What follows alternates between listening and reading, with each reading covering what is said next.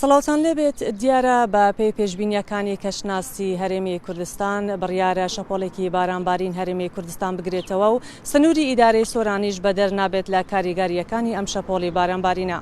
بۆ مەبەستە سەردانی بەڕێوەبەراتی کشتتوکاڵی سۆرانمان کرد بۆ ئەوەی زانیاری زیاتر وەربگرین لەسەر کاریگەریەکانیش ئەم شەپۆڵە بارانبارینە.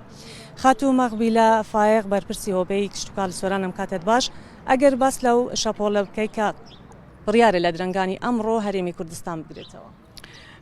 بله پێشبینیت کەین کە شەپۆڵێکە دیە بارانبارینە هەرێمی کوردستان بگرێتە ئێوارەی ئەمڕۆ دەست پێکەتن هەتا 23 مانگ بەردەوام بێتن.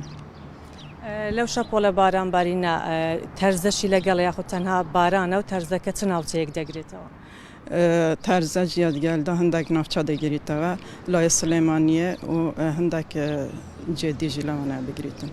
ئەگەر تەرزەکە سنووری سۆرانش بگرێتەوە زیانی دەبێت بۆ بەروبوومی کشتتوکاڵ؟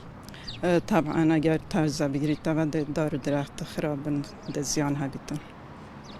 زۆر سپاس بۆ بەڕێز مەغبیلە فایق بەرپرسی هۆبەی کەشناسی سۆران. ئەمە بوو زانیاریەکانی سەبارەت بە ئەو شەپۆڵە بارانبارینەی کە بڕیارە هەرێمی کوردستان بگرێتەوە.